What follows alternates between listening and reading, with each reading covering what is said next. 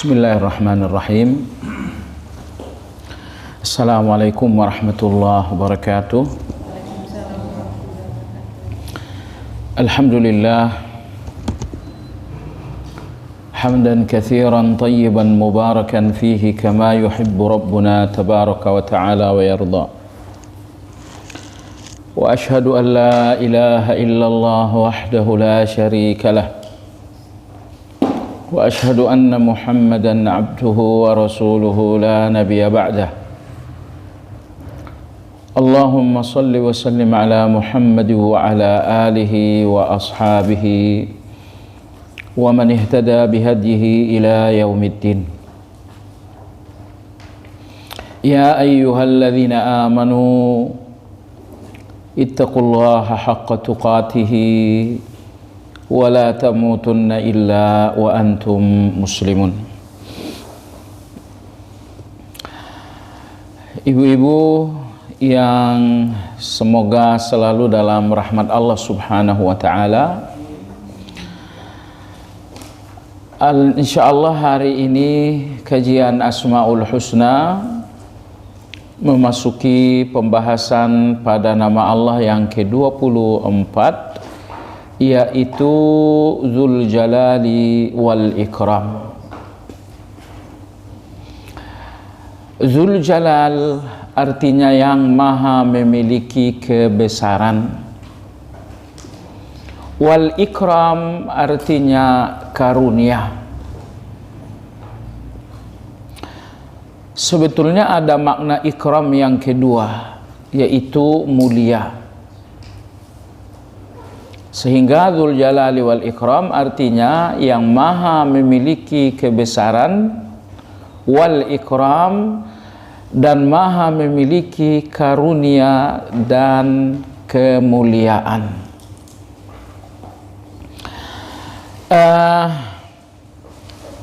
Perhatikan urutan kata nama Dzul Jalali wal Ikram. Pertama kali menyebutkan Al-Jalal yang berarti maha memiliki kebesaran. Lalu di urutan berikutnya wal Ikram artinya karunia, anugerah, pemberian.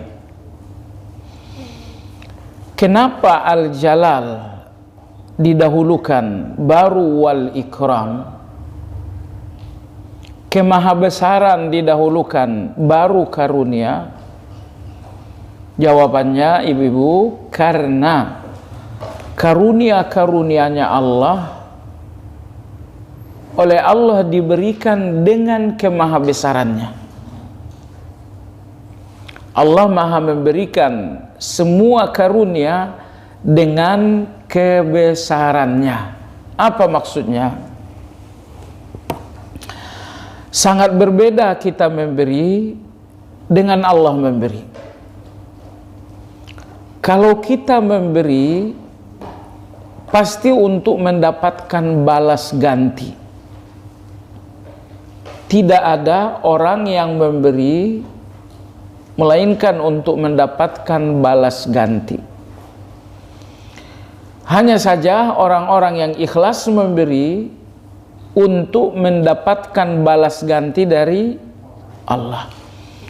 Nah, orang-orang yang tidak ikhlas memberi untuk mendapatkan balas ganti dari manusia.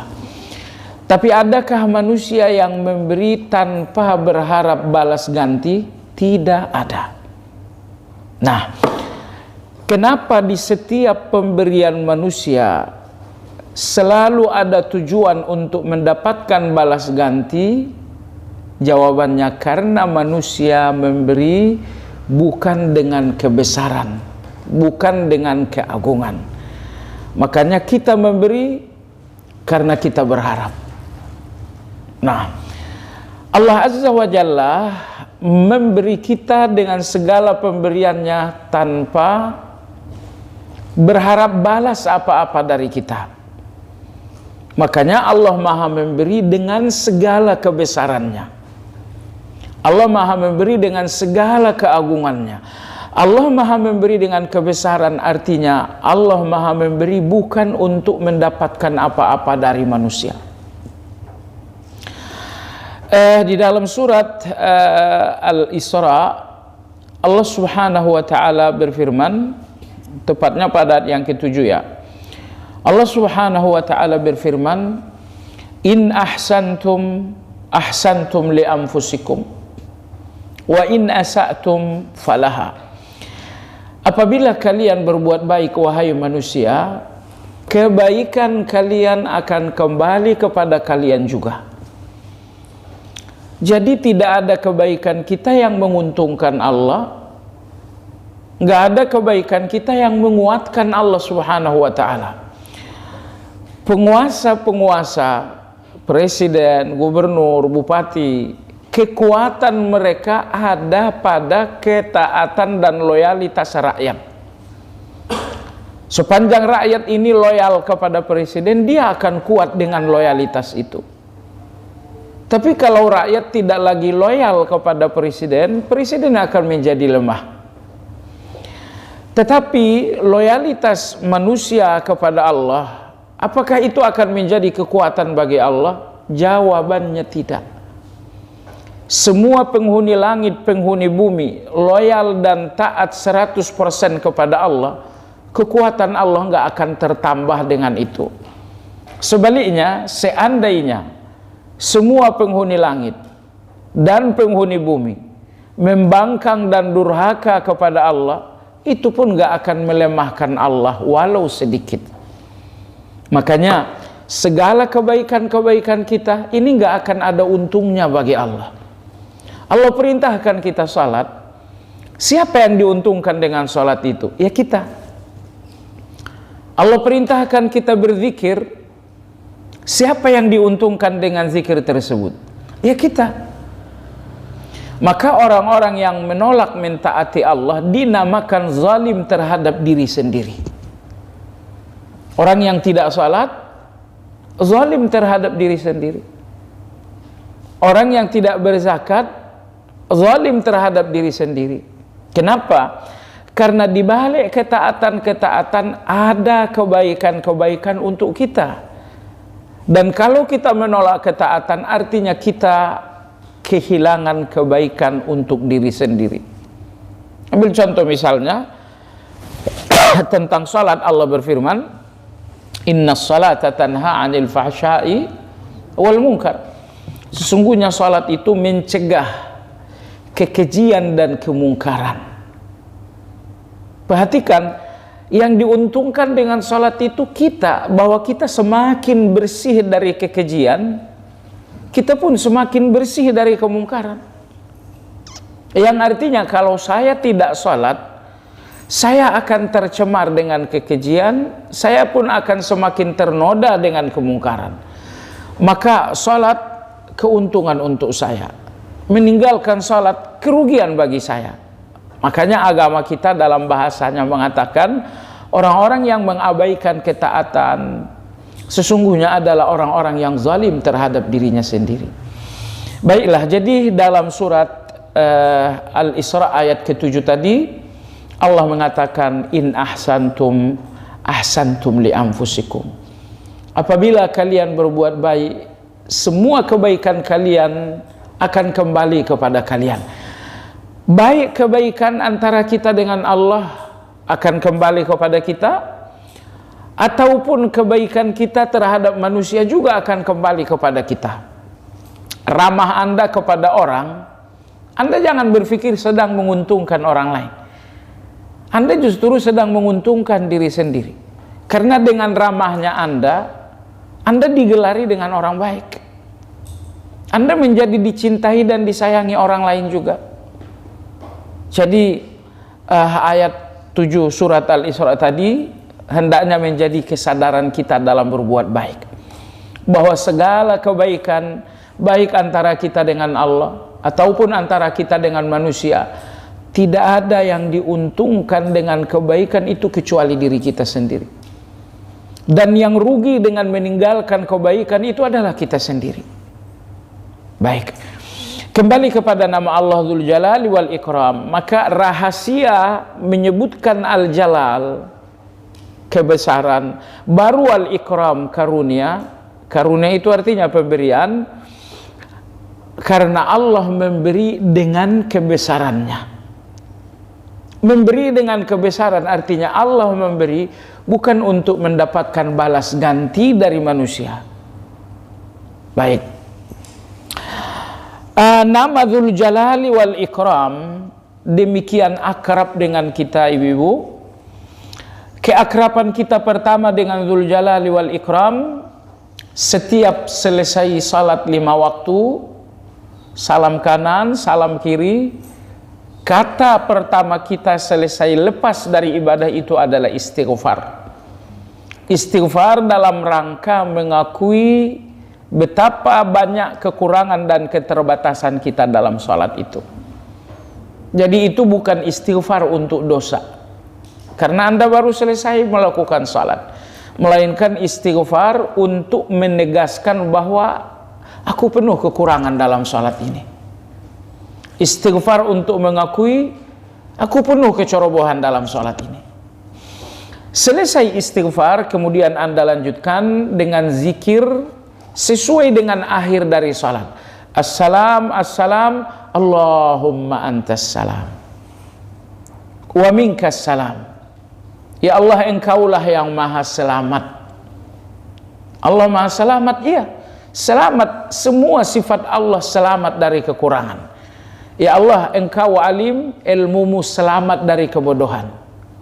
Engkau maha kuat, kuatmu selamat dari kelemahan. Engkau maha memberi, Engkau selamat dari kikir. Jadi semua nama-nama Allah itu menunjukkan Allah selamat dari lawannya. Ketika misalnya nama Allah itu Al-Karim, maha memberi, berarti selamat Allah dari kikir. Ketika misalnya nama Allah itu Ar-Rahman, Ar-Rahim, berarti Allah selamat dari kekejaman. Ketika nama Allah itu Al-Halim, maha lembut, berarti Allah itu selamat dari kekasaran. Allahumma antas salam, ya Allah, Engkau maha selamat. Manusia tidak ada yang selamat. Hidup kita tidak selamat dari mati. Kuat kita tidak selamat dari lemah. Cantik kita tidak selamat dari besok tulang kering semuanya serba keriput. Kaya kita tidak selamat dari bangkrut. Ingat kita tidak selamat dari lupa. Jadi tidak ada selamatnya kita ini. Adapun Allah, Allah selamat dalam segala-galanya. Kuatnya Allah selamat dari lemah. Hidupnya Allah selamat dari mati. Begitu selanjutnya.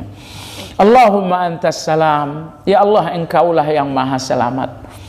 Wa minkas salam, dan hanya darimu segala keselamatan itu. Baik keselamatanku dalam berdunia, hanya darimu. Keselamatanku dalam berislam, hanya darimu juga. Keselamatanku dalam berdunia, misalnya aku sehat, misalnya hartaku terjaga, misalnya anak-anakku terlindungi, semua keselamatan berdunia hanya darimu. Dan keselamatan dan dalam berislam pun hanya darimu.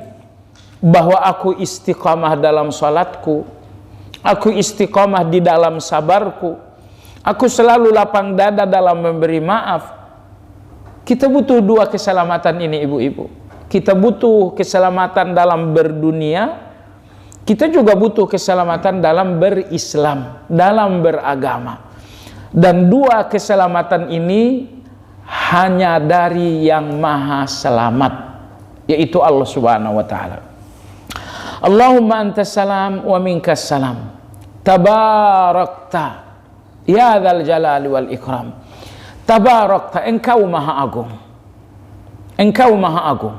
Ya dzal jalali wal ikram, wahai yang maha memiliki keagungan, wal ikram, dan maha memiliki karunia. Nah, inilah keakraban kita yang pertama ya. Selesai salat kita membacakan Allahumma antas salam, tabarakta ya dzal jalali wal ikram. Ada keakraban yang kedua juga. Nanti di bagian akhir, tapi nggak apa, saya sebutkan di awal. Di antara Asmaul Husna yang oleh Nabi dijamin menjadi penyebab doa-doa kita dikabulkan Allah bahwa Anda meminta dengan ya dzal jalali wal ikram. Dalam perjalanan saya dengarkan ceramah tentang ya dzal jalali wal ikram. Penceramah bercerita tentang perjalanan hidupnya. Beliau mengatakan, aku tidak pernah mengalami kesulitan apapun, lalu aku minta kelonggaran, pertolongan dan kelapangan dari Allah sambil menyebutkan ya dzal jalali wal ikram, melainkan semua kesulitanku itu selesai, semua kesempitanku menjadi kelapangan, sakitku menjadi sembuh, hutang piutangku menjadi lunas. Karena Nabi bersabda, alidhu ya dzal jalali wal ikram. Artinya, bujuklah Allah, pujilah Allah dalam doa kalian dengan mengatakan ya dzal jalali wal ikram. Subhanallah, dalam sebuah riwayat, insyaallah riwayatnya riwayat yang sahih, apabila seseorang mengatakan 3 kali ya dzal jalali wal ikram, ya dzal jalali wal ikram, ya dzal jalali wal ikram, maka malaikat mengatakan berdoalah akan diterima. Berdoalah akan diterima. Jadi betapa agungnya berdoa, meminta kepada Allah sambil menyebutkan ya dzal jalali wal ikram. Kenapa perlu diulang 3 kali ya dzal jalali wal ikram? Karena ibu-ibu, kalau hanya 1 kali membacakan ya dzal jalali wal ikram, maknanya belum sepenuhnya jatuh ke dalam hati kita. Ya dzal jalali wal ikram itu baru sampai di lisan kita. Tapi begitu Anda ulang yang kedua kali, Anda ulang lagi yang ketiga kali, maka makna ya dzal jalali wal ikram betul-betul jatuh ke dalam hati dan menjadi keyakinan. Ini satu rahasia dalam berdoa. Ketika Anda berdoa menyebutkan ya Rahman misalnya, ucapkan berkali-kali sampai makna Ar-Rahman itu betul-betul menjadi keyakinan Anda. Setelah itu memintalah. Misalnya Anda berdoa dengan ya Razzaq, ucapkan berkali-kali sampai makna Ar-Razzaq itu masuk dalam hati Anda menjadi satu keyakinan. Ketika Anda sudah sangat yakin, barulah Anda meminta. Karena Nabi bersabda dalam hadis sahih, innallaha la yaqbalu du'aan min qalbin ghafilin lah. Allah itu tidak menerima doa dari hati yang lalai. Dari hati yang lalai. Lalai artinya tidak ada isinya keyakinan. Oleh sebab itu, ketika Anda mengatakan ya Rahman, ucapkan berkali-kali sampai Anda merasa yakin betul dengan kasih sayangnya Allah. Ya Razzaq, ucapkan berkali-kali sampai hati ini benar-benar yakin bahwa Allah akan memberi rezeki. Nah, saat Anda benar-benar sudah yakin terhadap makna Asmaul Husna, barulah Anda meminta. Baik, Dzul Jalali wal Ikram. Ada, perhatikan ya, Dzul Jalal maha besar, wal Ikram maha memiliki kebesaran, wal Ikram maha memiliki karunia. Imam Al-Qurtubi rahimahullah, beliau mengatakan Dzul Jalal wasfun lil azamah, wal Ikram wasfun lir rahmah. Begitu kata beliau. Dzul Jalal maha memiliki kebesaran, ini untuk menggambarkan betapa agungnya Allah. Wal Ikram ini menggambarkan betapa Allah maha penyayang. Dzul Jalal menggambarkan betapa Allah sangat agung, wal Ikram menggambarkan betapa Allah sangat penyayang. Sehingga agung dan sayangnya Allah itu bersatu, tidak berpisah. Agungnya Allah dan sayangnya Allah tidak berpisah. Itulah yang bersatu di dalam Dzul Jalal wal Ikram. Dzul Jalal ini tentang betapa agungnya Allah, wal Ikram ini tentang betapa sayangnya Allah Subhanahu wa taala. Nah, ibu-ibu yang saya hormati, Inilah dua sudut pandang tentang Allah yang nggak boleh dipisah. Dan dalam hal ini ada dua kesesatan. Kesesatan pertama datang dari sebagian orang-orang tasawuf. Orang-orang tasawuf berlebihan melihat sayang Allah itu sehingga mereka tidak melihat keagungan Allah. Apa yang terjadi? Maka mereka mencintai Allah tetapi dengan cinta yang kadang-kadang tidak ada sopan santunnya. Ambil contoh misalnya, sangat biasa sekali orang-orang tasawuf itu mengatakan, ya Allah, aku mencintaimu. Ya Allah, aku kasmaran kepadamu. Allahumma inni a'asyiquka. Ya Allah, aku kasmaran kepadamu. Dalam bahasa Arab, Ibu, cinta itu ada 10 macam ya. Ada 10 macam. Allah itu nggak boleh dicintai dengan cinta kasmaran. Cinta kasmaran itu hanya antara seorang dengan orang lain, dengan manusia. Dan cinta kasmaran ini adalah cinta yang beraroma syahwat. Seorang suami mencintai istrinya dengan cinta kasmaran, karena di dalam cinta itu ada aroma syahwat. Nah, di Indonesia ini ada satu grup musik. Ada satu grup musik. Dalam salah satu tembang mereka, lagu mereka itu seperti itu. Aku mencintaimu, aku bahkan kasmaran kepadamu ya Allah. Nah, apa yang terjadi? Mereka memang cinta kepada Allah, kita nggak ragu itu. Kalian cinta kepada Allah, saya nggak ragu, kalian memang cinta kepada Allah. Tapi saat kita mencintai Allah tanpa melihat keagungan Allah, maka muncul cinta yang membuat kita tidak santun kepada Allah Azza wa Jalla. Padahal mestinya cinta kepada Allah itu disertai dengan mengagungkan. Nah, ini catatan pertama, bahwa sebagian orang-orang tasawuf mereka berlebihan melihat sayangnya Allah, yaitu ikram, tapi mereka tidak melihat jalalnya Allah, agungnya Allah. Kalau kita hanya melihat ikramnya Allah, sayangnya Allah, dan tidak melihat jalal dan agungnya Allah, maka kita akan cenderung mencintai Allah dengan cinta yang tidak santun. Baik. Di antara yang populer untuk contoh ini, satu riwayat dari Rabi'atul Adawiyah. Riwayat ini sebetulnya belum sepenuhnya terverifikasi. Konon Rabi'atul Adawiyah, beliau mengatakan, ya Allah, kalau aku mencintaimu karena surgamu, ndak usah kasih aku surga itu. Kalau aku mencintaimu karena takut nerakamu, panggang saja saya dengan neraka itu. Aku mencintaimu karena engkau, maka jangan berpaling dariku. Ya, Rabi'atul Adawiyah mencintai Allah, betul, dia mencintai Allah, kita tidak ragu itu. Tapi kata-kata ini menunjukkan kata-kata cinta yang tidak disertai dengan pengagungan. Maka muncul bahasa yang terkesan berani. Kalau aku mencintaimu, mengibadahimu karena surgamu, tidak usah kasih surga itu kepada aku.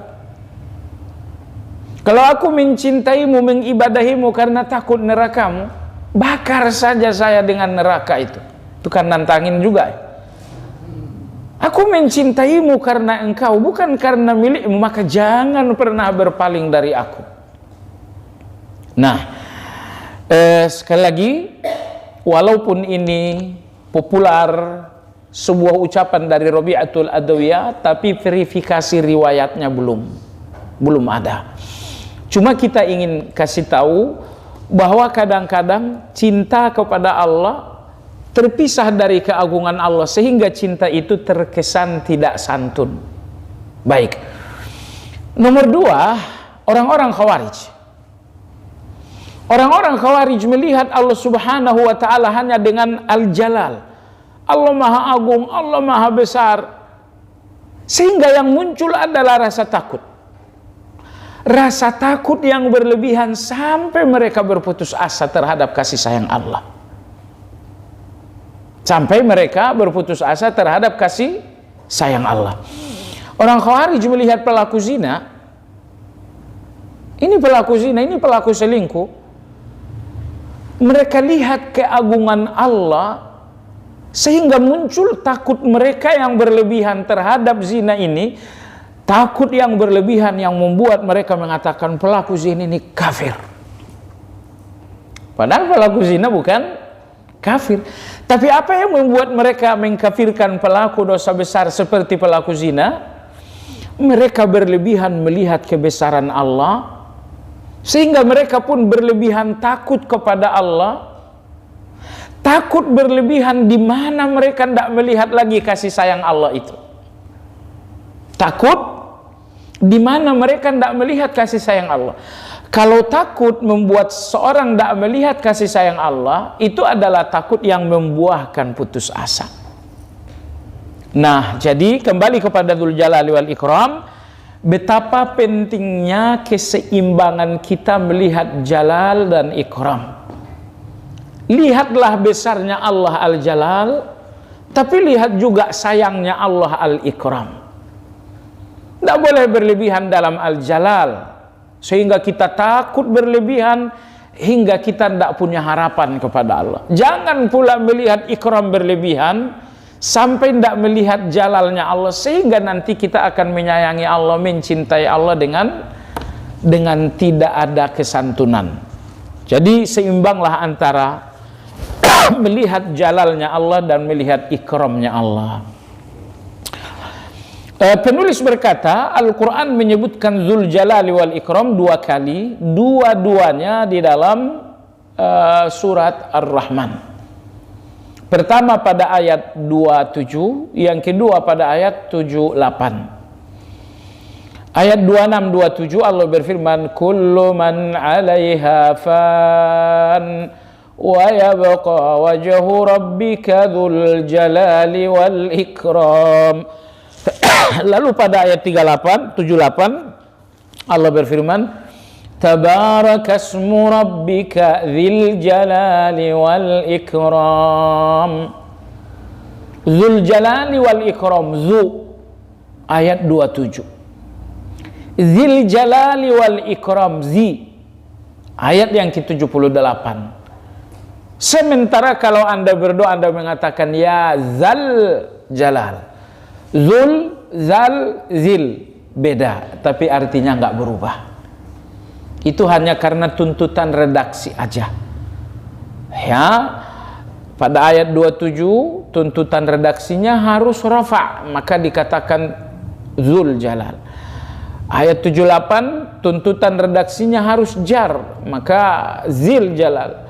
Sementara dalam doa harus nasab, maka dikatakan ya Zal Jalali wal Ikram.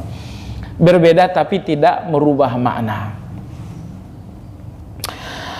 Baiklah, penulis berkata, oh iya Ibu, Al-Ikram tadi saya katakan artinya ada 2. Pertama karunia dan yang kedua mulia. Dinamakan karunia juga dengan mulia. Lah kenapa Ikram ini memiliki 2 arti? Karunia dan mulia, Allahu Akbar. Jawabannya langsung dari Imam Al-Qurtubi. Ibu yang saya hormati, kadang-kadang Allah memberi dinamakan in'am, memberikan nikmat. Tapi kadang-kadang Allah memberi dinamakan ikram, karunia. Apa bedanya?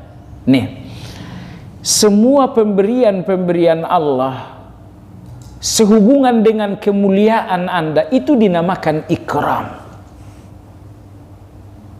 Semua pemberian-pemberian Allah sehubungan dengan kemuliaan Anda bagi Allah itu dinamakan ikram. Misalnya Allah berikan Anda uang, dalam pandangan Allah ini orang akan berzakat, ini orang akan bersedekah, ini orang akan menggunakan uang ini untuk kemuliaan, karena dia adalah orang mulia. Maka pemberian-pemberian Allah untuk orang-orang yang mulia itu dinamakan dengan ikram. Nah, adapun pemberian-pemberian Allah untuk orang-orang yang tidak mulia itu tidak dinamakan ikram, itu dinamakan dengan in'am, itu dinamakan dengan nikmat, itu dinamakan dengan nikmat. Di buku nggak ada, saya cuma kasih tambahan saja. Nah, itu orang-orang non muslim Allah kasih uang, iya, itu namanya in'am. Itu orang-orang non muslim Allah kasih jabatan, itu namanya in'am. In'am itu kalau infinitifnya nikmat, itu namanya nikmat. Tapi orang-orang beriman ini Allah kasih uang, oh itu namanya ikramnya Allah. Orang-orang beriman ini Allah kasih jabatan, itu namanya ikram. Kenapa? Pemberian Allah kepada orang beriman dinamakan ikram, karunia, kemuliaan. Allah Maha tahu uang ini di tangan orang-orang beriman akan menjadi kemuliaan. Uang ini di tangan orang-orang beriman akan menjadi sedekah, akan menjadi zakat. Uang ini di tangan orang beriman gak akan membuat mereka sombong. Uang ini di tangan orang-orang beriman karena memang mereka berdoa, karena mereka bertawakal. Jadi ada sejumlah kemuliaan-kemuliaan sehubungan dengan pemberian Allah itu, maka pemberian Allah sehubungan dengan kemuliaan dinamakan dengan ikram. Adapun pemberian Allah untuk orang-orang non muslim, untuk orang-orang munafik, pemberian yang enggak akan menjadi kemuliaan, pemberian itu dinamakan dengan in'am atau nikmat. Kalau ikram itu karomah. Ikram itu infinitifnya adalah karamah. Baiklah, penulis berkata Dzul Jalali wal Ikram berarti pemilik keagungan dan kebesaran. Allah Dzul Jalal yang maha memiliki keagungan. Keagungan ini penting sekali bagi manusia, sehingga kadang-kadang harus bersaing, jual aset ratusan miliar hanya untuk menjadi agung dengan satu jabatan yang bernama gubernur. Keagungan ini penting sekali bagi manusia, sehingga perlu bersaing, perlu sogok menyogok, perlu menghalalkan segala cara hanya untuk menjadi agung dengan nama yang bernama jenderal. Jadi tingginya manusia, besarnya manusia adalah dengan keagungan. Keagungan karena jabatan presiden, keagungan karena jabatan menteri, keagungan karena jenderal. Itu keagungan manusia. Maka Allah mengatakan Dzul Jalal, aku pemilik keagungan. Kalau kalian manusia cuma minjam, kalian bukan pemilik. Ya, apakah Anda agung sebagai seorang presiden? Iya, Anda agung, Anda dihormati. Tapi karena Anda nggak pemilik, itu akan selesai, itu akan berakhir. Berakhir karena masa jabatan, atau berakhir karena kematian. Tapi keagungan itu akan berakhir. Baik, apakah Anda agung sebagai seorang gubernur? Iya, Anda agung sebagai seorang gubernur. Tapi agungnya Anda dengan jabatan gubernur itu bukan agung milik. Itu cuma titipan Allah kepada kalian. Allah pinjamkan. Kalian akan memilikinya sepanjang masa jabatan, atau kalian akan memilikinya sebelum kematian. Intinya, agungnya kalian karena jabatan akan berakhir. Agungnya kalian karena uang akan berakhir. Kenapa? Karena kalian bukan pemilik.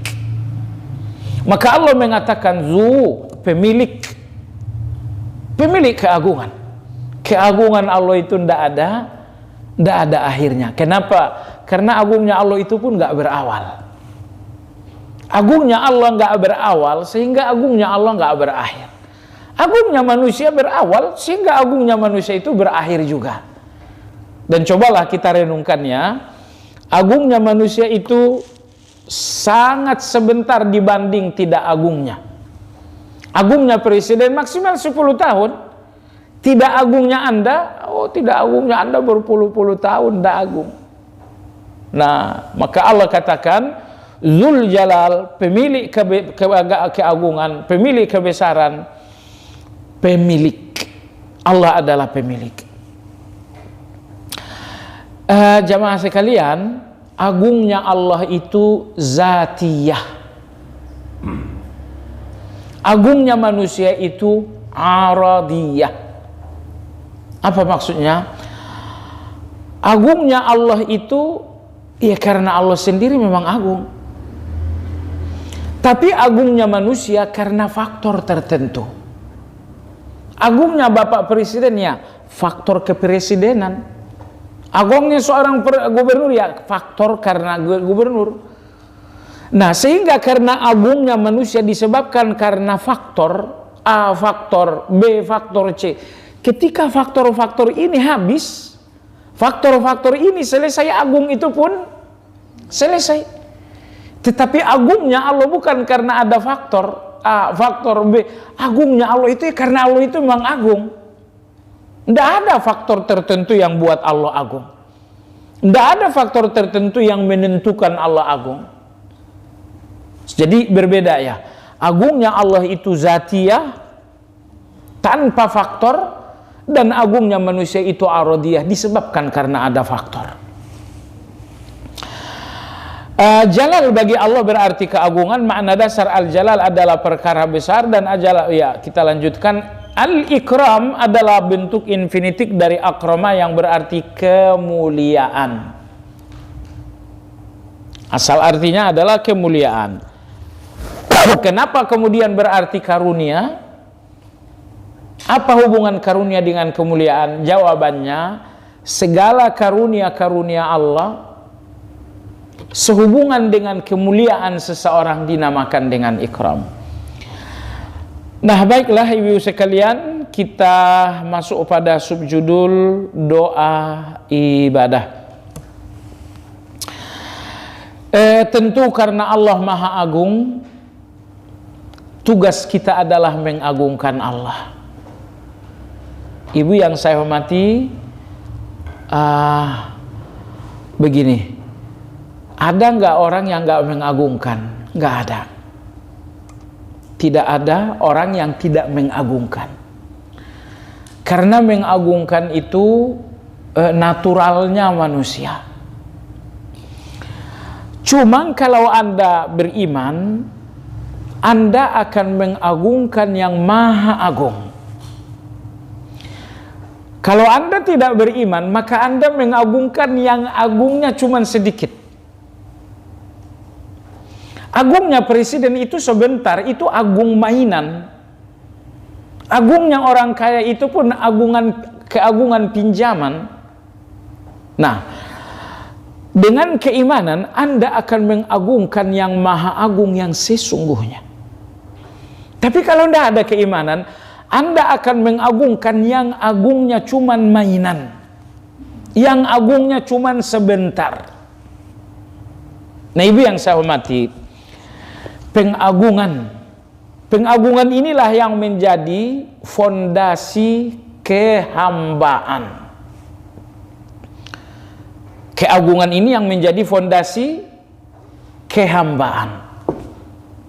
Ini mohon diperhatikan. Di mana ada pengagungan, biasanya di situ terjadi penghambaan. Nah, bukankah Bani Israel di zaman Nabi Musa mereka mengagungkan patung? Patung apa namanya? Patung sapi kan? Samiri. Mereka mengagungkan sapi, akhirnya mereka melakukan penghambaan diri, penyembahan kepada sapi. Maka tidak ada pengagungan, melainkan di situ pasti akan terjadi penghambaan. Maka Allah Azza wa Jalla menjelaskan keagungan dirinya agar kita menghamba hanya kepadanya saja. Hanya menghamba kepada Allah Azza wa Jalla. Kalau kita salah mengagungkan, maka kita akan salah menghambakan diri. Maka ada orang yang menghambakan diri kepada uang, ada orang yang menghambakan diri kepada jabatan. Nah, kalau ibu bertanya, Kapan seseorang dinamakan menghamba kepada uang? Mungkin Anda lihat jawaban gampangnya adalah ketika uang itu menjadi standar emosinya kita. Ketika uang, ketika harta, ketika jabatan menjadi standar emosinya kita, itu dinamakan pengagungan uang. Itu namanya penghambaan terhadap uang. Coba periksa surat At-Taubah ya. Surat At-Taubah ayat 78 kalau nggak salah. Ayat 58, ayat 58. At-Taubah ayat 58. Sudah ketemu ya? At-Taubah ayat 58. Allah berfirman, wa minhum man yalmizuka fis sadaqat. Wahai Muhammad, sebagian orang munafik itu membuli kamu, mencela kamu gara-gara sedekah. Apa pasalnya?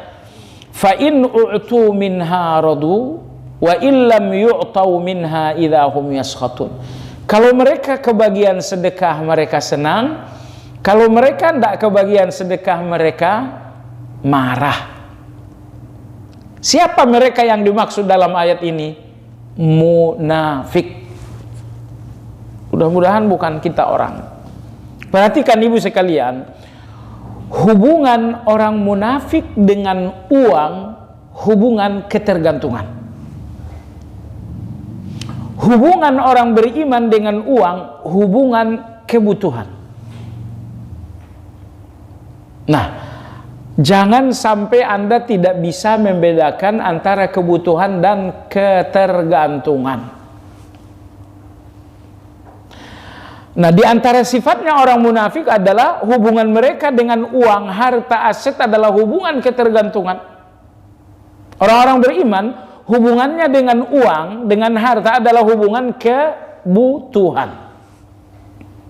Baik, sekarang Anda bertanya, kapankah hubungan dengan uang dinamakan ketergantungan? Ayat ini jawaban. Kalau uang itu menentukan emosinya Anda, kalau uang itu menjadi standar emosinya Anda, kendali emosinya Anda, senangnya Anda uang, marahnya Anda uang. Itu kan ayat tadi ya. Mereka tidak dikasih senang, mereka tidak dikasih menjadi marah. Siapapun orang yang standar emosinya adalah uang, ini namanya ketergantungan. Ini namanya ketergantungan.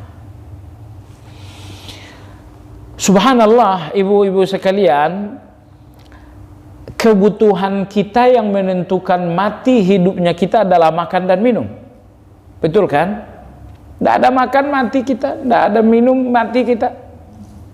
Maka mati hidupnya kita sangat ditentukan oleh makan dan minum itu.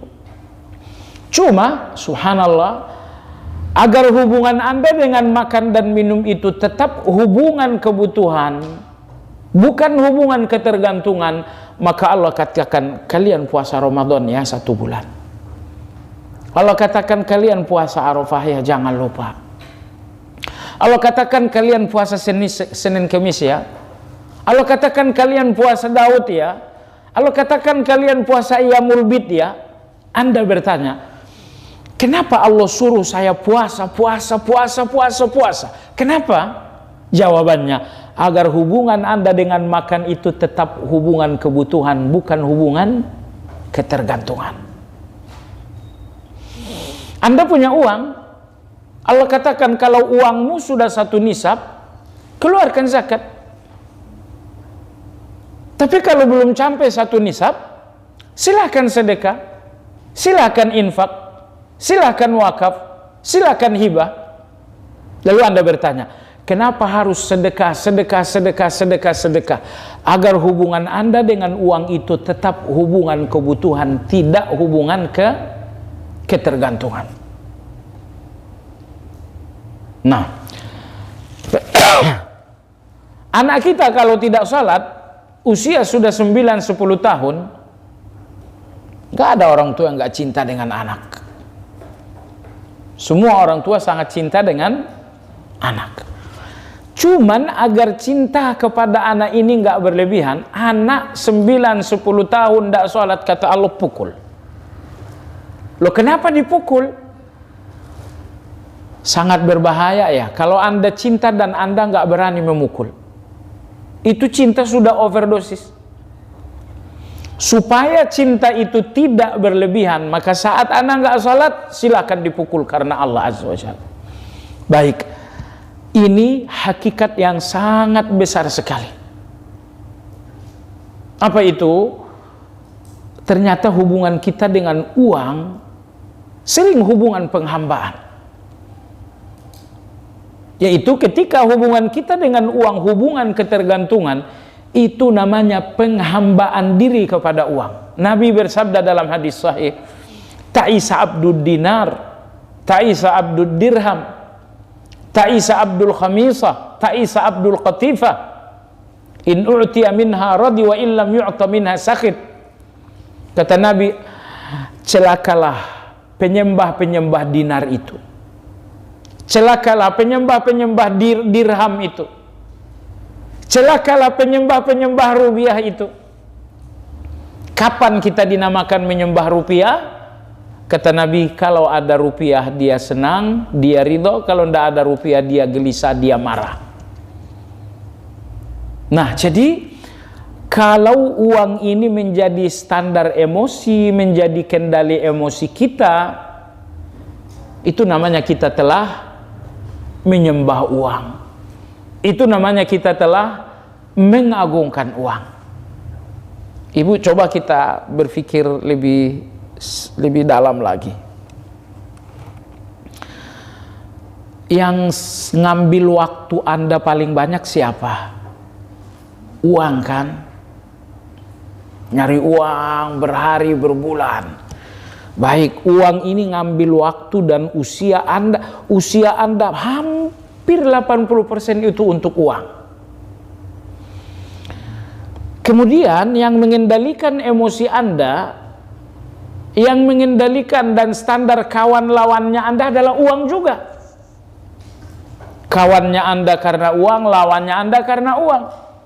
Cintanya Anda karena uang, bencinya Anda karena uang. Yang demikian model, coba lihat, ternyata hubungan kita dengan uang lebih dahsyat dibanding hubungan kita dengan Allah Azza wa Jalla. Coba perhatikan waktu yang Anda berikan untuk Allah berapa, usia Anda yang Anda berikan kepada Allah berapa, dibandingkan uang sedikit sekali.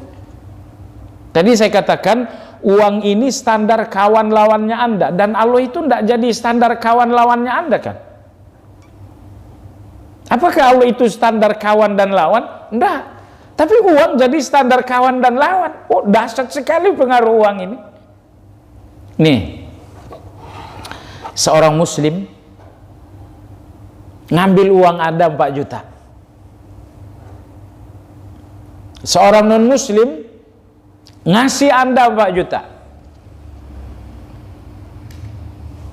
Muslim mencuri uang Anda 4 juta. Non muslim justru ngasih Anda 4 juta. Pertanyaan saya, dari dua orang ini mana yang lebih Anda sayang, yang lebih cintai? Oh, jelas yang non muslim Anda dapat.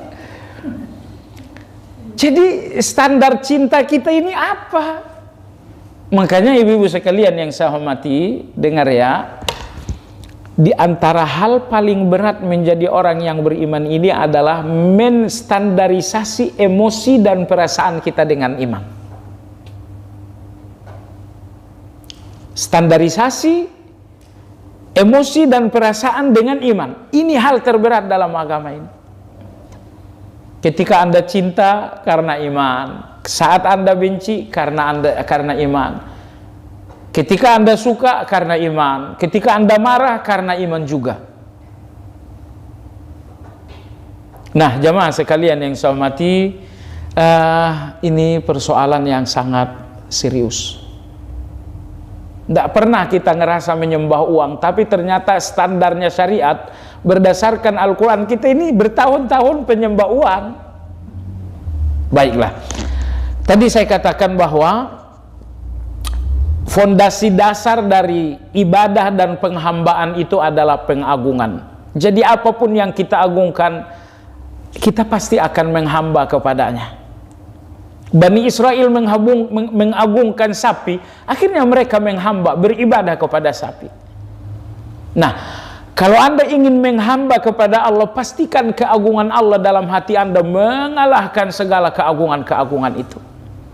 Tidak boleh keagungan Allah itu lemah dengan keagungan uang. Tidak boleh keagungan Allah itu lemah dengan keagungan jabatan. Saya ingin mundur sedikit Ibu ya, antara ketergantungan dan rasa butuh tadi. Kenapa agama tidak izinkan hubungan kita dengan uang ini hubungan ketergantungan? Agama membatasi hubungan kamu dengan uang kebutuhan saja, bukan ketergantungan. Jawabannya Ibu-ibu, 100%. Orang-orang yang hubungannya dengan uang adalah hubungan ketergantungan 100%, orang seperti ini akan melakukan apa saja untuk uang. Menipu oke, riba oke, membunuh oke, mencuri oke, termasuk korupsi oke juga. Orang tidak lagi menggunakan nilai untuk nyari uang. Itulah kalau uang ini dengan kita terhubung dengan hubungan ketergantungan. Tapi kalau hubungan Anda dengan uang hanya hubungan kebutuhan, insya Allah Anda nggak akan menempuh jalan-jalan nggak benar. Anda nggak akan menempuh jalan yang nggak benar. Silakan buka ayat 14 surat Al-Hadid. Ayat 14 surat Al-Hadid. Al-Hadid. Al-Hadid ayat yang ke-14.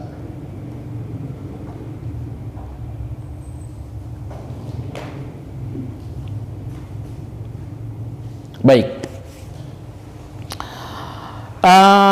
Ayat itu berbunyi, yunadunahum alam nakum ma'akum qalu bala walakinnakum fatantum anfusakum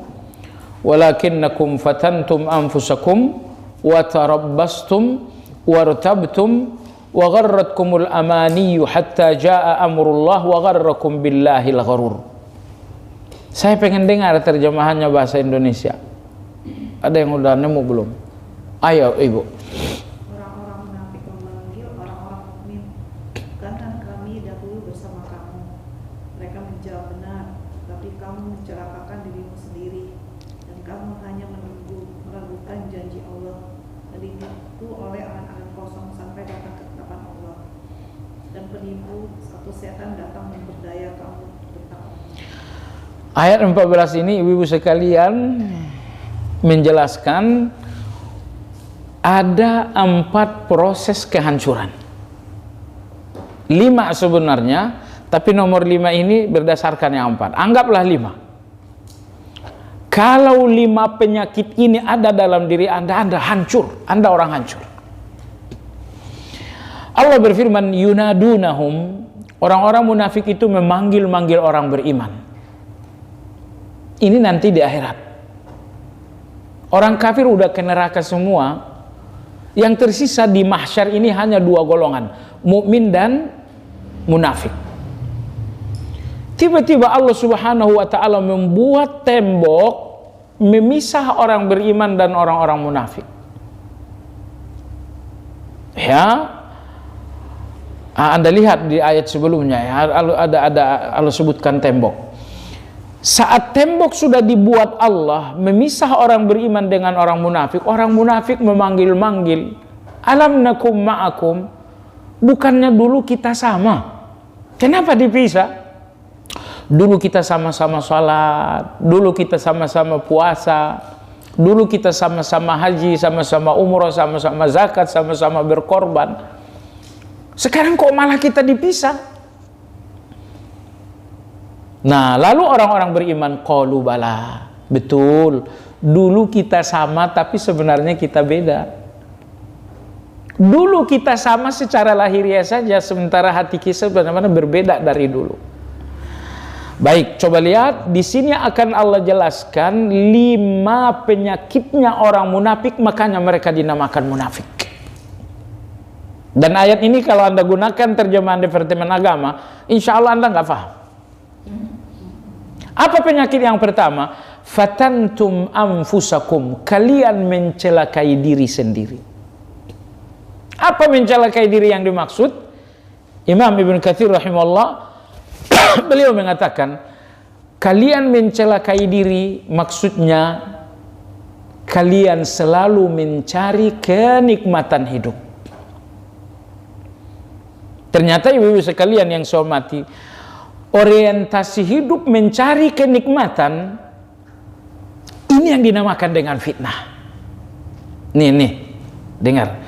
Saya ingin rumah, silakan. Tapi kalau Anda katakan saya ingin rumah yang nikmat, itu fitnah itu. Saya ingin mobil, bagus, nggak masalah. Tapi kalau embel-embelnya mobil yang nikmat, itu fitnah itu. Itu fitnah. Saya ingin baju, silakan aja. Tapi bajunya yang mewah, itu fitnah itu. Inilah mentalnya orang munafik. Fatantum anfusakum, kalian mencelakai diri. Caranya gimana? Orientasi hidup duniawi kalian adalah bukan mencari butuh, tapi mencari nikmat. Kalau nikmat itu kan konotasinya mewah, kenikmatan itu kan konotasinya megah. Dan ingatlah ya, orang-orang yang orientasi hidupnya mencari butuh, insya Allah tidak perlu maksiat untuk mendapatkan kebutuhan itu. Tapi kalau orientasi hidup Anda mencari kenikmatan, 100% Anda butuh dosa untuk mendapatkan kenikmatan itu. Gajimu berapa? 10 juta. Orientasimu apa? Mobil senilai 3 miliar. Artinya orientasi Anda mencari yang nikmat, yang mewah. Kalau orientasi hidupnya mencari yang nikmat, yang mewah, Anda perlu sejumlah dosa untuk sampai kepadanya. Tapi kalau orientasi kita hanya nyari kebutuhan, Anda nggak perlu menempuh dosa untuk mendapatkan kebutuhan. Tapi kalau orientasinya adalah mencari nikmat, mencari mewah, Anda perlu dosa untuk mendapatkan kenikmatan itu. Baik, camkan baik-baik, inilah penyakitnya munafik yang pertama. Orientasi hidup mencari kenikmatan. Ini bukan soal uang aja ya, soal semuanya. Seorang suami dan istri, kalau orientasinya selalu nyari kenikmatan, pasti akan menempuh jalan dosa. Suami, kalau orientasinya terhadap istri adalah nyari kenikmatan, bukan nyari kebutuhan, dia pasti akan mencari dosa. Istri juga begitu. Kalau orientasinya dengan seorang pasangan adalah mencari kenikmatan, bukan mencari kebutuhan, dia akan mencari dosa. Nah, ini nomor 1, ini tolong difahami baik-baik. Carilah dunia dengan segala warna-warninya, tapi orientasinya adalah cari kebutuhan, bukan cari kenikmatan. Sebab kalau orientasinya cari kenikmatan, itu artinya mewah, itu artinya megah. Kalau tidak mewah, mana nikmat? Baik. Ini kehancuran pertama, penyakit munafik yang pertama. Fatantum anfusakum. Penyakit yang kedua apa tadi? Tarabbastum, kalian menunggu. Nah, itu kalau terjemah agama Anda juga nggak ngerti itu menunggu apa. Menunggu yang dimaksud dalam ayat ini adalah menunda-nunda taubat. Ini penyakit munafik nomor 2. Orang beriman berdosa nggak sih? Berdosa, tapi tidak ada orang beriman yang menunda taubat. Tapi dosanya orang munafik dosa dengan penundaan taubat. Maka saya katakan ibu, Anda nggak hancur ya karena Anda berdosa. Nggak hancur, Anda nggak. Sepanjang Anda segerakan taubatnya. Hancur itu Anda berdosa lalu taubatnya ditunda. Kata ulama kita begini, tidak ada orang yang menunda taubat kecuali karena dosa itu udah jadi kebiasaan. Semua dosa yang udah jadi kebiasaan biasanya kita relatif menunda taubat. Itu penyakit munafik yang keberapa tadi? Yang kedua, tarabbastum, menunggu alias menunda-nunda taubat. Penyakit munafik yang ketiga adalah wartabtum, kalian ragu. Ragu tentang Allah, ragu tentang janji-janji Allah. Allah itu ada nggak sih? Ragu dia. Surga neraka itu ada nggak? Ragu dia. Ibu, ragu kita tentang Allah itu sebetulnya nggak butuh logika ya. Gini, dengar. Yakin kita maksud saya. Tanyakanlah orang-orang di sana, kalian yakin nggak ada setan padahal nggak pernah lihat? Mereka yakin. Dokter bilang penyakitmu begini-begini, kalian yakin nggak? Kalian yakin padahal nggak ngerti apa-apa. Nggak pernah lihat setan, yakin ada setan. Nggak ngerti apa-apa kesehatan, yakin apa yang dikatakan dokter. Baik. Nggak pernah lihat Allah, kenapa lantas ragu? Nggak ngerti kehidupan Allah mengatakan inna ma'al usri yusra. Di balik kesulitan kalian ada kemudahan, kenapa ragu? Dokter bicara kalian yakin, Allah bicara kenapa ragu?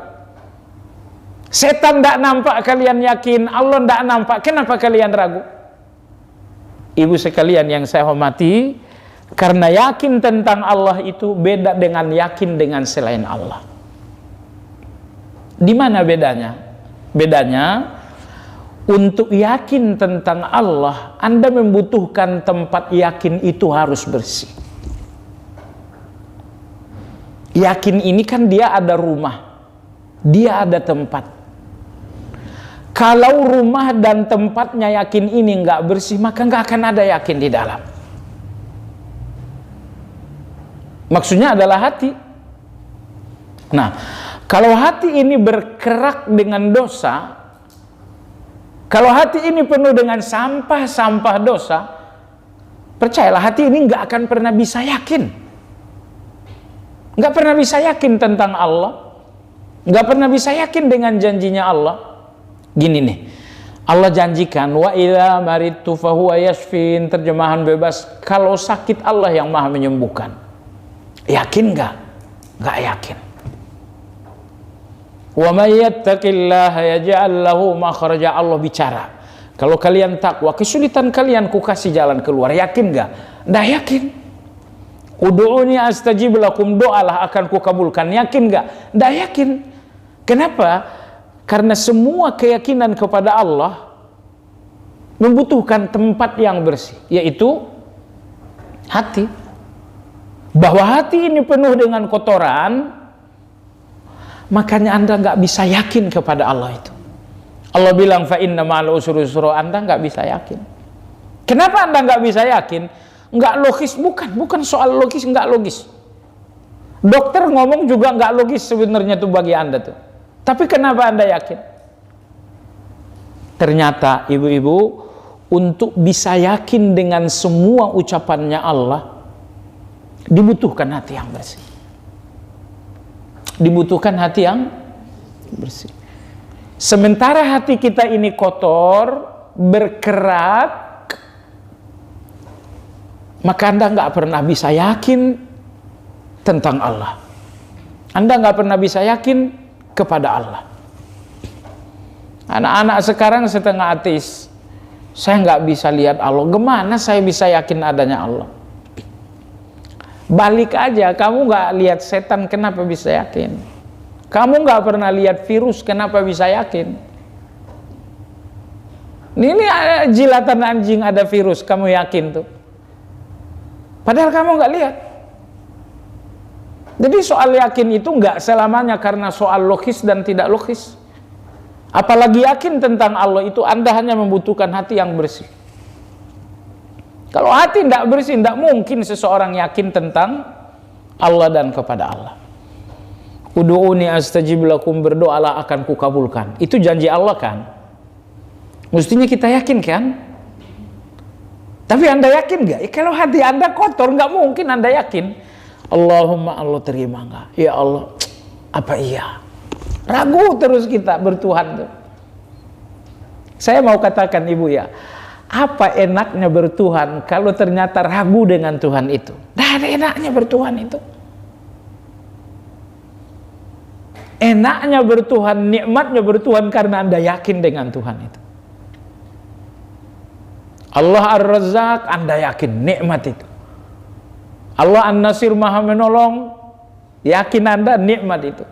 Ini fahami baik-baik. Kalau Anda nggak yakin dengan Allah, Anda nggak pernah menikmati bertuhan dengan Allah itu. Karena keraguan itu menyiksa, sakit keraguan itu. Dan keyakinan itu nyaman, keyakinan itu tenang. Nah, kalau Anda nggak pernah tenang tentang Allah, Allah katakan aku memberi rezeki dan Anda nggak yakin, keraguan Anda tentang Allah menunjukkan betapa Anda gelisahnya bertuhan. Padahal mestinya kita tenang bertuhan itu. Ibu pernah dengar nggak cerita Juraij? Juraij, seorang anak muda Bani Israel, ahli ibadah, tapi dituduh berzina dengan seorang pelacur. Oke.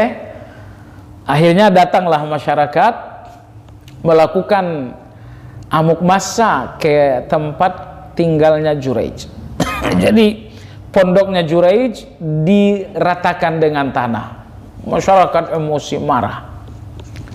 Kata Juraij, ada apa kalian ini? Mereka mengatakan, Juraij, nampaknya saja kamu ahli agama, ternyata kamu ini penjahat. Saya malah nggak ngerti, kata Juraij, nggak ngerti bagaimana kamu berzina sampai hamil, sampai lahir bahkan. Juraij mengatakan, saya makin nggak ngerti. Ya Allah, ini anak kecil ini, ibunya pelacur yang itu, ini hasil zinamu kan? Juraij mengatakan enggak, cuman nggak ada bukti kan? Juraij mengatakan, kalian tunggu sebentar, saya sholat 2 rakaat. Ibu, kalau Anda lihat dalam sejarah, sholat 2 rakaat dalam situasi emergensi dalam perjalanan sejarah adalah senjata pamungkasnya orang-orang beriman. Senjata pamungkasnya orang beriman dalam situasi darurat adalah sholat 2 rakaat. Dalam riwayat Bukhari dan Muslim, ketika Nabi Ibrahim dan istrinya Sarah radhiyallahu anha melewati lokasi Mesir, raja setempat benar-benar mabuk dengan kecantikannya Sarah dan harus dinikmati. Mohon maaf, akhirnya Sarah dibawa ke tempat di mana yang diinginkan sang raja. Sarah mengatakan, nggak jadi soal, tapi saya sholat dulu 2 rakaat. Akhirnya Sarah radhiyallahu anha sholat 2 rakaat, salam kanan salam kiri, ternyata raja sudah lumpuh, nggak bisa ngapa-ngapain. Ya kan? Nah, sekarang Juraij rahimahullah taala dituduh berzina, nggak ada bukti, nggak ada fakta. Akhirnya Juraij mengatakan, aku sholat 2 rakaat. Setelah sholat 2 rakaat, Juraij mengatakan, bawa ke sini anak tadi. Dibawalah anak yang baru lahir beberapa jam lalu. Juraij meletakkan telunjuknya di pusar anak itu, lalu dia bertanya, ya ghulam, man abuka? Juraij mengatakan, nak, sebenarnya bapakmu siapa, nak?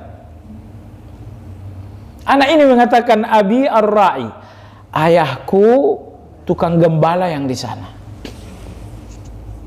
Ayahku tukang gembala yang di sana. Jadi gini, apa yang ingin kita garis bawahi? Kalau ibu dituduh macam-macam seperti Jurej, berani nggak ibu sholat 2 rakaat meletakkan telunjuk di pusar anak kecil? Nggak berani kan? Kenapa nggak berani? Ibu nggak ada yakin sama sekali. Tapi Jurej tadi sholat 2 rakaat, ya Allah, keyakinan yang sangat luar biasa dalam hati Jurej. Beliau mengatakan panggil anak. Dia taruh tangannya di pusar anak, dia mengatakan, "Nak, bapakmu siapa?" Selembar benang pun Jurej itu tidak ragu bahwa Allah akan membantu. Dalam sujud dia udah berdoa, "Ya Allah, buat anak ini berbicara." Hubungannya dengan kajian kita apa? Betapa kita sangat ragu-ragu bertuhan itu. Ya, betapa kita sangat ragu-ragu dalam bertuhan. Makanya saya katakan, saya ulangi lagi, Anda nggak mungkin menikmati bertuhan dengan Allah kalau Anda terus ragu-ragu. Karena nikmatnya bertuhan itu bahwa kita yakin dengan Allah, itu baru nikmat. Nah, di Syekh Jabir Al-Fifi, beliau cerita di buku beliau yang berjudul Li'annakallah. Beliau mengatakan, saya punya seorang kawan, suatu hari kawan saya bawa anaknya jalan-jalan, anak yang hiperaktif. Anak hiperaktif, orang tuanya cenderung nonaktif. Akhirnya anaknya tabrak mobil. Tabrak mobil, Masya Allah, tubuhnya sobek, darah melimpah. Dibawa ke rumah sakit. Dokter mengatakan, secara medis anak ini nggak tertolong. Lukanya parah, darah yang hilang banyak. Tentu dokter bicara sesuai dengan ilmunya dia kan. Tapi kan ada ilmu lain yang tidak diketahui oleh dokter. Maka si bapak ini nelpon seorang syekh. "Syekh, qadarullah anak saya tabrakan. Badannya sobek, darahnya tumpah banyak sekali yang hilang, dan dokter mengatakan anak saya akan mati. Syekh, apa nasihat Syekh? Ini soal hidup dan matinya anak saya." Syekh ini mengatakan, "Wahai anakku, seharusnya Ismail ini juga mati, disembelih oleh Ibrahim, tapi kehidupannya kemudian ditebus oleh Nabi Ibrahim dengan menyembelih seekor kambing." Penghuni surga saat memasuki surga dan hidup abadi itu ditandai dengan penyembelihan seekor kambing antara surga dan neraka. Anak yang baru lahir dan akan menjalani kehidupan yang akan dijalani anak ini harus ditebus dengan sembelihan kambing yang bernama akikah. Jadi kalau ini persoalan hidup dan mati, wahai anakku, dalam agama kita hidup mati itu ditebusnya dengan kambing. Udah, sekarang kamu cari kambing, sembelih kambing, bagi-bagikan dagingnya kepada fakir miskin. Udah, akhirnya bapak ini nitip anaknya ke dokter. Dokter bingung juga. "Dok, nitip anak ya, saya mau keluar sebentar." Dia beli kambing, dia sembelih, dagingnya potong, bagi kepada fakir miskin. Kurang lebih 2 jam balik lagi ke rumah sakit. Sampai rumah sakit justru anaknya sedang ngobrol dengan dokter. Sampai di rumah sakit anaknya benar-benar sedang ngobrol dengan dokter. Kata dia, "Dok, ini bagaimana ceritanya?" Kata dokter, "Saya juga bingung, ini nggak ada rumusnya. Tahu-tahu aja dia sadar, dia bicara sama saya." Sampai akhirnya anak ini hidup sampai sekarang. Maksudnya apa, ibu sekalian yang saya hormati? Ya Allah, Allah kita ini ibu-ibu, ala kulli syai'in qadir. Itu Allah kita itu. Allah mampu segala-galanya. Allah, la ilaha illallah. Ibu sadar nggak sih? Tuhannya Nabi Ibrahim yang menyelamatkan beliau dari api. Tuhan itu juga Tuhan kita. Tuhan yang menyelamatkan Nabi Musa ketika dalam pengejaran Firaun, Tuhannya Nabi Musa itu juga Tuhan kita. Tuhan yang menyelamatkan Nabi Nuh ketika terjadi banjir sedunia, ternyata itu juga Tuhan kita. Tapi kita ragu bertuhan dan mereka yakin bertuhan. Baiklah, ibu sekalian yang saya hormati, kembali kepada penyakit munafik yang ketiga tadi adalah keraguan-raguan dalam bertuhan. Penyakit munafik yang keempat apa? Wa gharratkumul amani. Kalian tertipu dengan angan-angan kalian. Ini penyakit munafik yang keempat. Tertipu dengan angan-angan panjang. Apa yang dimaksud dengan angan-angan panjang? Ibu, gini. Semua keinginan yang membuat Anda tidak rindu dengan akhirat, itu dinamakan panjang angan-angan. Jadi apapun keinginan-keinginan yang membuat Anda nggak suka akhirat, keinginan ini dinamakan dengan panjang angan-angan. Oh, misalnya saya mau ada uang, seandainya punya uang saya 50 triliun. Iya, terus gimana kalau kamu mati? Jangan mati dulu. Berarti uang 50 triliun tadi adalah panjang angan-angan. Jadi semua keinginan yang membuat kita tidak suka dengan akhirat, keinginan ini dinamakan panjang angan-angan. Dan ini penyakitnya orang munafik yang keempat. Menguntai angan-angan yang sangat panjang sampai mereka tuh lupa dengan akhirat. Ya Allah, akhirat itu di depan kita persis. Bukan di belakang kita, bukan di samping kanan, samping kiri. Akhirat itu di depan Anda persis. Tapi betapapun akhirat itu di depan munafik, persis di depan mereka, mereka lupa di depan mereka ada akhirat. Kenapa? Karena angan-angan yang panjang banget. Nah, ini penyakitnya munafik yang keempat. Nah, ibu yang saya hormati, kalau 4 penyakit ini positif, Anda akan terjerat dengan penyakit yang kelima. Apa itu? Wa gharrakum billahil ghurur. Kalian akan tertipu oleh setan. Jadi rupanya godaan setan itu hanya mempan kalau Anda sudah mengidap 4 penyakit tadi. Kalau Anda belum terindikasi 4 penyakit tadi, godaan-godaan setan itu nggak bisa mencelakai Anda. Maka perhatikan dalam ayat ini, godaan setan adanya di nomor 5, karena setan itu nggak berdaya untuk menggoda Anda, untuk menyesatkan Anda sebelum Anda mengalami penyakit 1, penyakit 2, penyakit 3, penyakit 4. Kalau 4 penyakit ini ada, atau kalau salah satunya ada, sudah, setan itu bakal leluasa. Setan itu bakal leluasa mau mencelakai Anda dari manapun.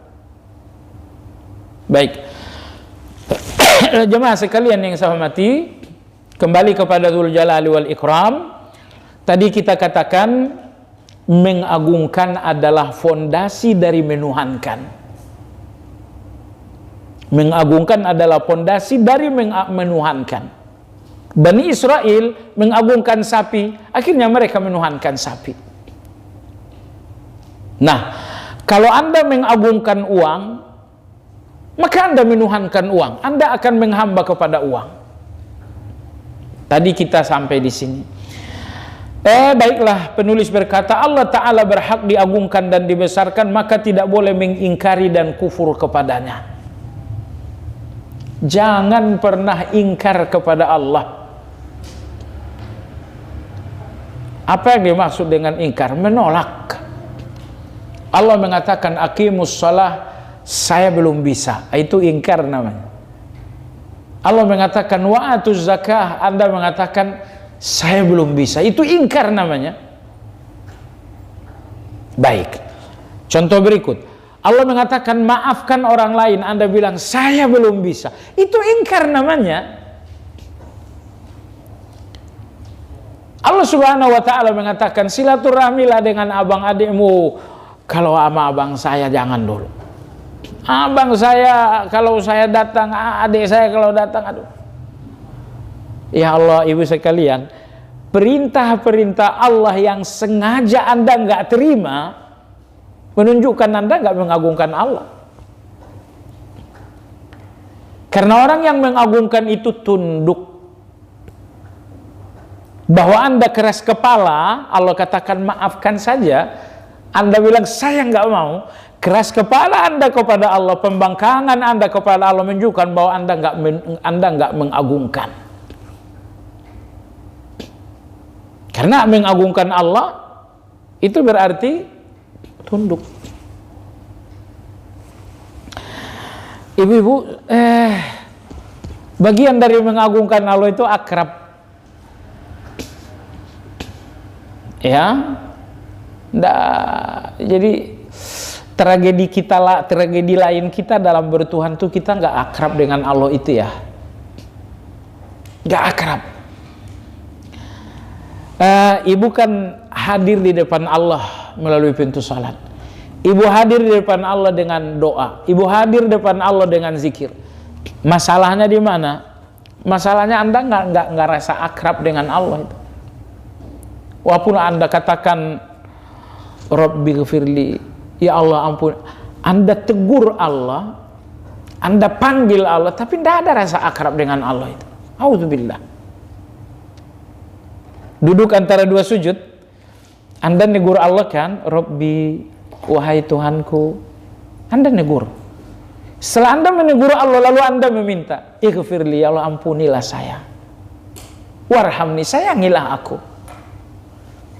Tapi Masya Allah, walaupun Anda memanggil Allah, menegur Allah, meminta kepada Allah, terus terang aja kalau hati ini memang gak akrab dengan Allah itu.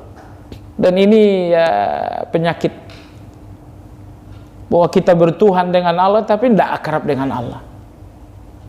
Anda duduk selesai subuh, Anda pun berzikir, Allahumma anta rabbi la ilaha illa anta. Oh iya, hati kamu ngerasa akrab nggak dengan Allah? Enggak, ya sudah. Itu bahaya itu. Orang yang akrab itu maunya berlama-lama. Makanya kalau ndak akrab maunya buru-buru. Sholat maunya buru-buru kan.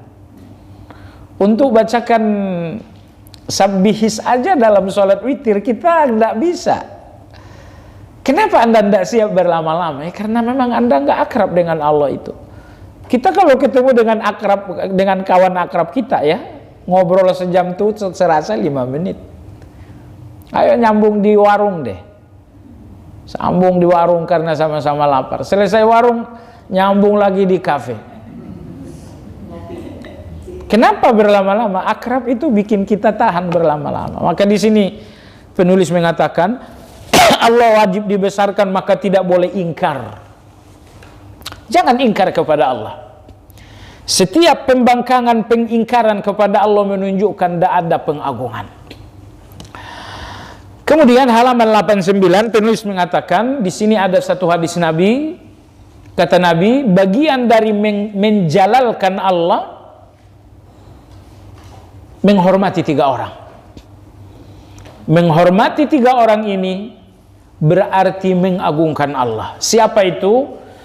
Yang pertama adalah memuliakan seorang muslim yang sudah tua.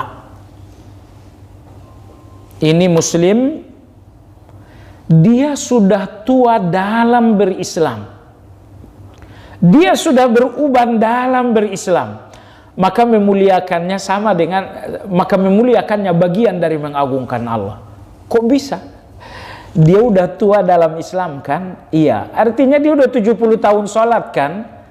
Dia udah 70 tahun zikir kan? Dia udah 70 tahun berpuasa kan? Usia panjangnya dalam Islam berarti usia panjangnya beribadah kepada Allah, maka menghormatinya bagian dari mengagungkan Allah Subhanahu wa taala. Tapi kalau ini ada mu'allaf, usia berapa tahun? 80 tahun. Oh, enggak masuk di sini.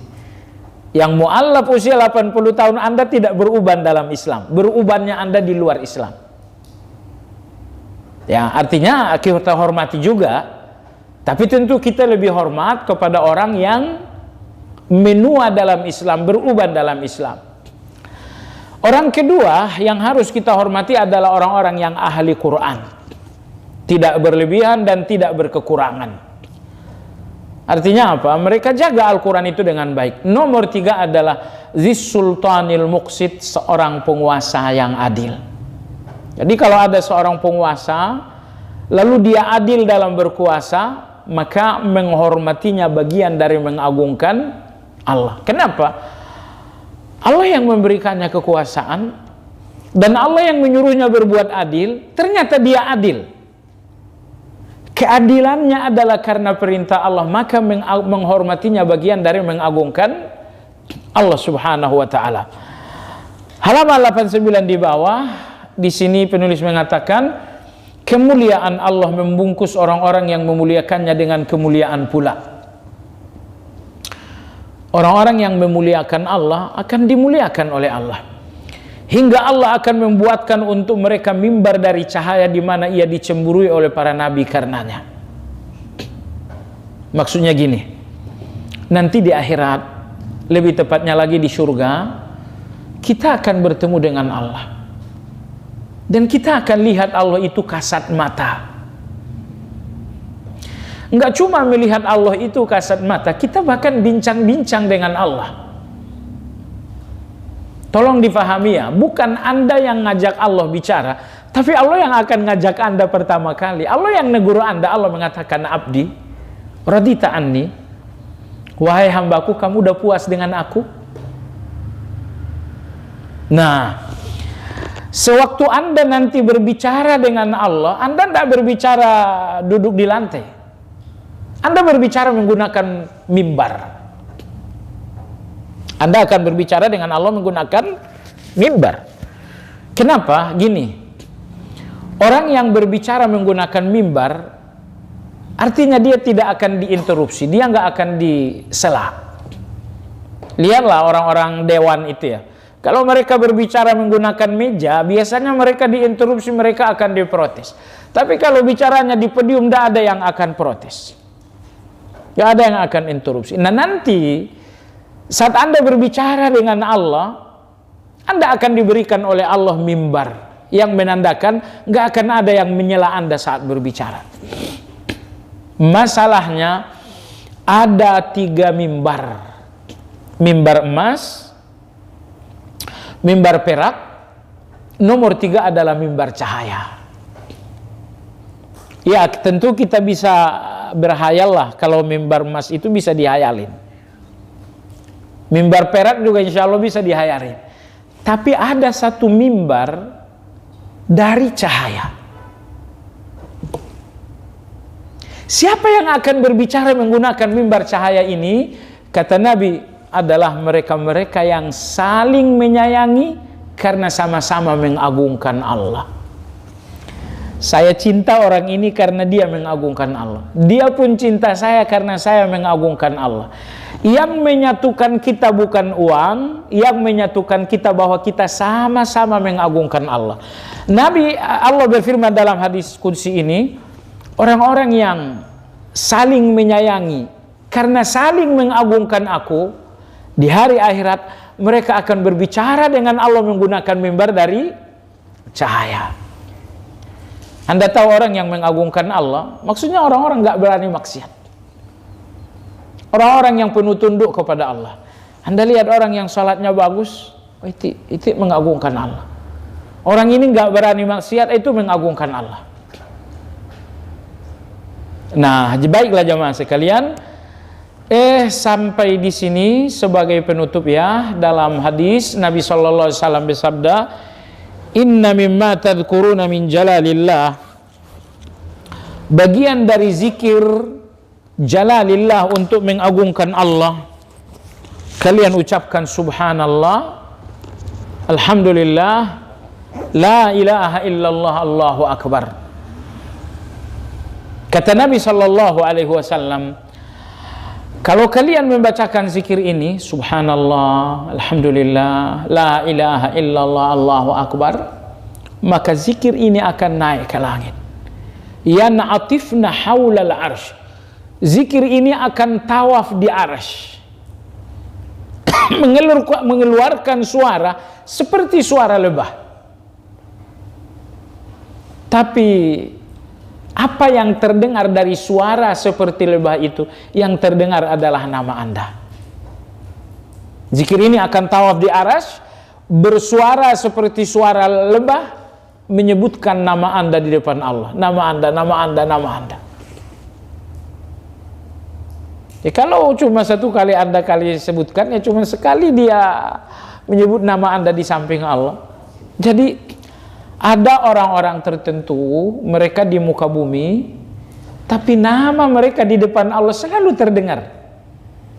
Siapa yang menyebutkan nama mereka di depan Allah? Jawabannya adalah zikir ini diangkat sampai di arsy, lalu zikir ini tawaf terus menerus menyebutkan nama Anda di depan Allah Azza wa Jalla. Ya sudah, kalau gitu sambil berjalan, sambil memasak, sambil menunggu, sambil antri, subhanallah, alhamdulillah, la ilaha illallah, Allahu akbar. Iya, sampai di sini kajian kita, semoga bermanfaat. Barangkali ada pertanyaan, dipersilakan. Ini mic hari ini bagus ini, karena sensitif. Biasanya saya setengah teriak dulu baru suaranya keluar. Iya, ini mic hari ini alhamdulillah sangat sensitif sekali. Alhamdulillah. Iya Ibu, silakan Ibu. Assalamualaikum warahmatullahi wabarakatuh. Keluarga serta jemaah yang hadir selalu dalam berkah dari Allah Subhanahu wa taala. Amin ya Rabb, amin ya Rabb. Pak Ustaz mengenai begini, permintaan dunia dan banyak Ustaz, dengan kita harus mengulang dalam doa ya Ustaz. Karena kita permintaan banyak gitu loh. Maksudnya kita ingin doa era dan sebelumnya. Apakah setiap permintaan satu permintaan itu jalur wa ikram kita terus minta lagi jalur ikram diulang lagi atau? Oh enggak perlu. Cukup di awalnya saja. Di awalnya saja Anda angkat tangan, alhamdulillah ya dzal jalali wal ikram, ya dzal jalali wal ikram, ya dzal jalali wal ikram. Setelah itu salawat, Allahumma salli ala Muhammad, Allahumma salli ala Muhammad, Allahumma salli ala Muhammad. Bacakan salawat 3 kali, 4 kali, 5 kali. Setelah itu baru berzikir. Nah, kalau kira-kira permintaan ini sesuatu yang menggelisahkan, saya ada kegelisahan. Apa ini? Anak saya ini, oh sudah, kalau begitu sebelum doa sebutkan zikir kegelisahan. Allahumma la ilaha illa anta subhanaka inni kuntu minadh dhalimin. Allahumma la ilaha illa anta subhanaka inni kuntu minadh dhalimin. Baru berdoa, ya Allah solehkan anakku, ya Allah solehkan anakku. Itu ya. Iya Ibu, pertanyaan kedua.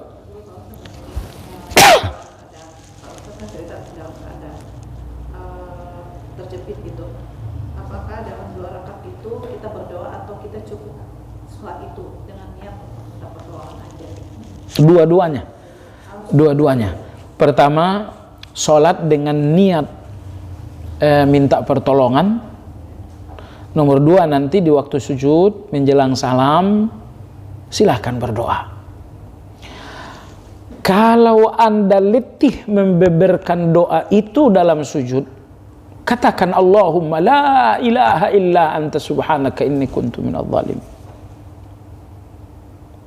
Atau misalnya Anda ganti dengan nyanyi Allahumma la haula wa la quwata illa bik. Ya Allah, saya udah gak punya kekuatan ya Allah. Tidak usah sebutkan definitif apa yang Anda inginkan. Akui saja di depan Allah, ya Allah aku udah gak punya kekuatan. Cuman bahasanya bukan bahasa zikir ya, tapi bahasa doa. Kalau zikirnya kan la haula wa la quwata illa bik. Ini tidak, gunakan doa. Allahumma la haula wa la quwata illa bik. Allahumma la haula wa la quwata illa bik. Allahumma la haula wa la quwata illa bik. Itu sudah sangat mewakili. Itu ya. Ada pertanyaan lain? Sembelihan kan? Hah? Sembelihan ada yang masalah yang sakit itu Pak Ustaz. Iya. Aku udah bingung. Apa kita cukup dengan masalah sembelihan itu atau sholat 2 rakaat? Yang mana lebih afdal Pak? Dua-duanya aja. Kalau misalnya ada keluarga, kata dokter ini sudah nggak ada harapan gitu kan, ya sudah sholat aja 2 rakaat. Kalau memungkinkan ya sembelih aja kambing. Ya karena kambing dalam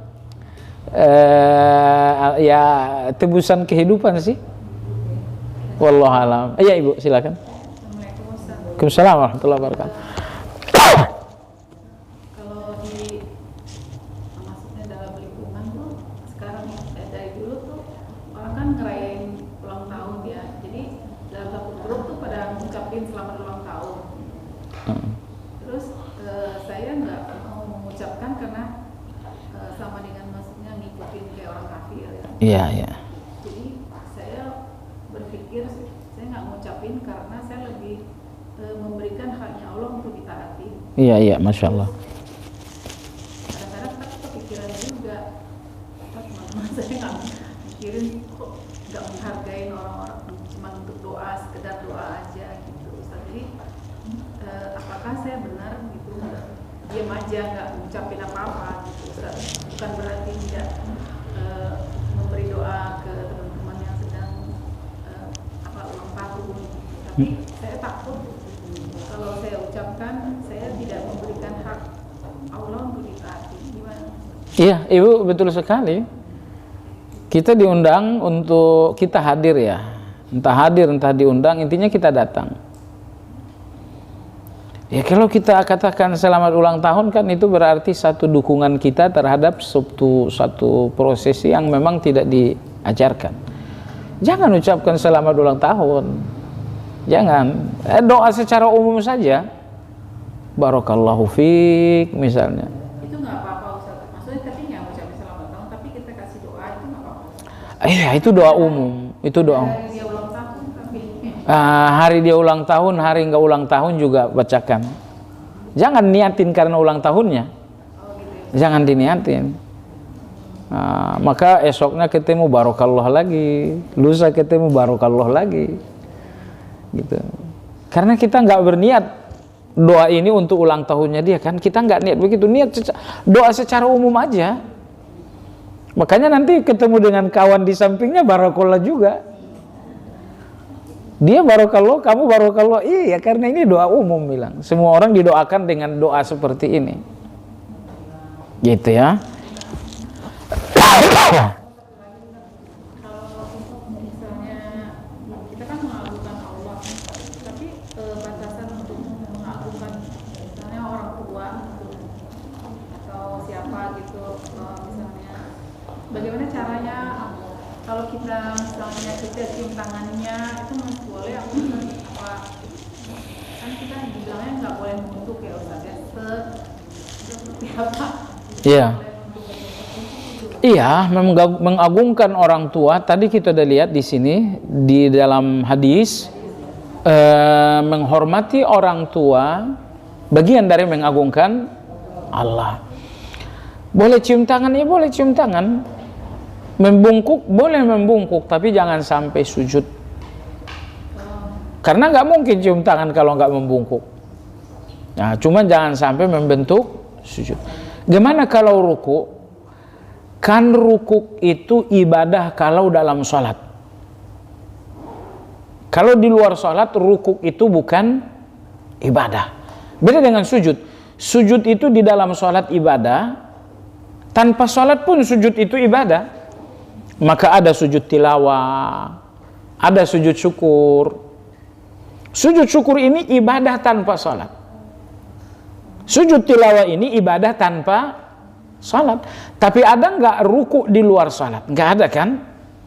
Makanya kalau membungkuk dalam menyalam orang tua sampai membungkuk, ruku nggak ada ruku di luar salat. Yang ada sujud di luar salat. Lagi pula tujuan kita bukan bungkuknya, tujuan kita adalah untuk cium tangannya. Insya Allah nggak apa-apa. Yang itu